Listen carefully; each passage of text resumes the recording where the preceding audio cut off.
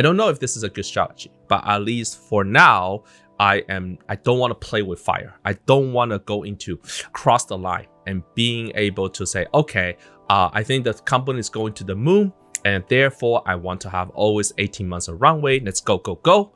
I know myself. I know that's the one thing I wouldn't do, and that I think that's important. Hello, and welcome back to this channel. So the reason I have this channel is to record the entrepreneurial lessons that I learn. And the goal is that I'll be working at this company for probably 20 plus more years, and I will still be before 60 years old. And so the goal is to record a series of lessons I learned so I can go back to myself personally, what things I learned, and back in the day, I was feeling this way. So this is more of a diary of the entrepreneurial lessons that I've learned.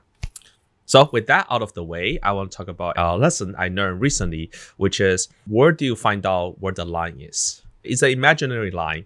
And I found that if I'm above this line or crossing this line, I am very stressed and I almost become a different person. And when I'm below that line, I am fully functioning and I can think at my best. And so what is that line and what does that line indicate? So that line is called the runway. Okay. And I have felt viscerally that if I have less than 24 months of runway, then I can feel a huge sense of stress. And when I'm above that 24 months of runway or become profitable, then I don't feel that much stress. So this is the first month in our company history that we are cash flow profitable or cash flow neutral. And so that's a huge milestone. However, until this point, we have some kind of runway. And if that runway dips below 24 months, I just get really, really stressed about the future of the company. And so the talk is about how did I find out about this line and why does it make me feel certain ways and what does it symbolize? Everyone has a line, okay? Some people have a line of they're not even wanting to raise money because they don't want to take the pressure of being responsible for someone else's money. That's one spectrum. And then some other spectrum, you can take, say, some of the greatest entrepreneurs like Elon Musk that allegedly have less than 6 weeks of runway on SpaceX and Tesla. And they put in more of their money and they raise a round with 6 weeks of runway left. So anywhere from no pressure of runway to 6 weeks of runway. And I have found my line is around 24 months. Okay. And so that means if my runway dips below that, I tend to do some calculations of like, what should we do about the company? What should we do about personnel? What should we do about the projects? And da-da-da. And that is not a fun way to live. In fact, I'll give a story a few months ago. And I was basically very stressed out because it dips below that line. And I was telling my friends like, hey, what should I do? And he told me that I have become very short-term focused. I went from quote unquote a visionary about the long-term future and always investing to the future and then worry about where is next month's revenue gonna be because I need to be above the 24-month runway mark. So he asked me to go home and just literally do a spreadsheet simulation of what is the minimum revenue that we need to get such that we won't run out of money.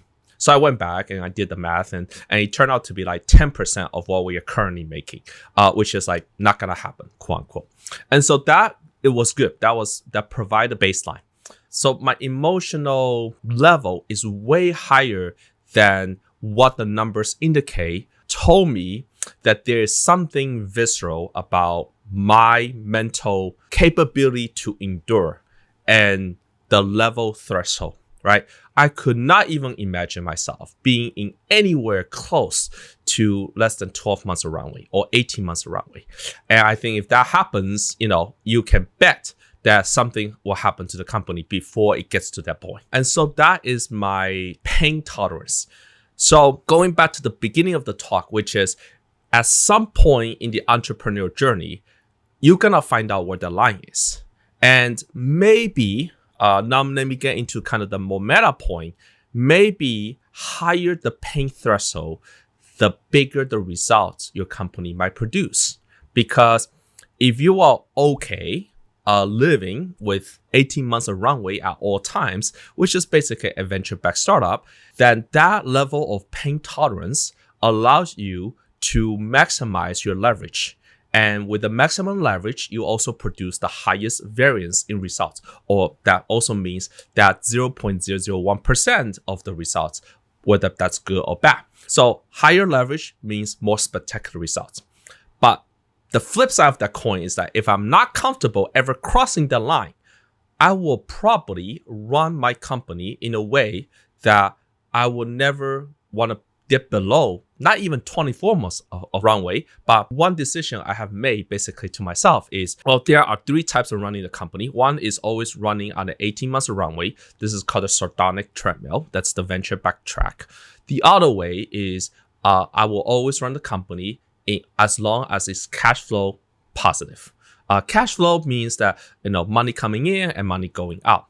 That's not the same. That's actually a less strict criteria than GAAP profitability. GAAP profitability means if you have a subscription revenue and it's paid over 12 months, cash flow wise, it's 12 months of money coming in right away. But GAAP accounting, GAAP, GAAP accounting wise, it means you only count 1 month of that revenue. So GAAP is the accrual basis profitability. And so if you are profitable on an accrual basis, that means you're definitely not running out of money. And in fact, if you are GAAP profitable, the bank account should increase every month. Because you're running a software as a subscription service, okay? So because usually a lot of the invoices are paid a year into the future, okay? A year in advance. So right now, we are, cash flow profitable, which is amazing, like huge milestone. And before we had a runway, even though that runway keeps getting better and better, but we have a runway. And so the point is, if I have higher pain threshold, I will be okay with that first option, always having a runway, knowing when I can raise the next round. But I have found that as soon as I get into cash flow profitability, I'm just so much happier. In fact, I'm so happy that I even got sick. And I think it's because when you're running on stress for like so many months and years, and then all of a sudden you achieve what you want and all that stress kind of came out. That's the part I'm comfortable with. At least that's the playing field I'm comfortable. But I'm very aware of the downsides of that theory, which is, well, I will never want to cross that line. And if I don't want to cross that line, I will not make certain bets that will dip below that line because I don't want to put up with the emotional stress that comes with it. Is that the right thing? I don't know if I actually learned the wrong lesson, right? But at least I know myself. I know that's the one thing I wouldn't do. And that I think that's important. And so in your journey as an entrepreneur or in the future Perry watching this is, I don't know if this is a good strategy, but at least for now, I don't want to play with fire. I don't want to go into cross the line and being able to say, okay, I think the company is going to the moon. And therefore, I want to have always 18 months of runway. Let's go, go, go. And so the reason I create this video is that mindset never existed to me. Before, I thought I was invincible. Before, I was like, how hard can it be? I used to laugh that some of the greatest entrepreneurs end up with like 6 weeks of runway. I'm like, how can you not manage your finances that well? End up with 6 months of runway. And now I know that it's actually not that hard to get to that situation because you're just so caught up on the day-to-day and, numbers just add up and, just couple bad months could get you into that situation. And so because I never want to play with fire or imaginary fire, I don't think this is intrinsically a positive mindset. It's more of a mindset out of what my limits are. I'm not trying to attribute that this is a good thing. I'm trying to say this is where I know where my line is. And maybe that line caused me to never create a generational or huge company because I don't want to play with fire. So be it. But I do know that that line is very important for my sanity. I hope this is helpful for you. I hope you also know what your line is, like what kind of stress that you cannot put up with, and that's your line. Maybe you can exercise and get better, develop better muscles, and so keep playing with the line, keep pushing that boundary. But I do know, in my case, there is a line, and I've been in the opposite side of that line. And as soon as I cross that line, I never want to go back. If that means I limit my future downside, so be it. All right, thanks for watching and have a nice day. Bye-bye.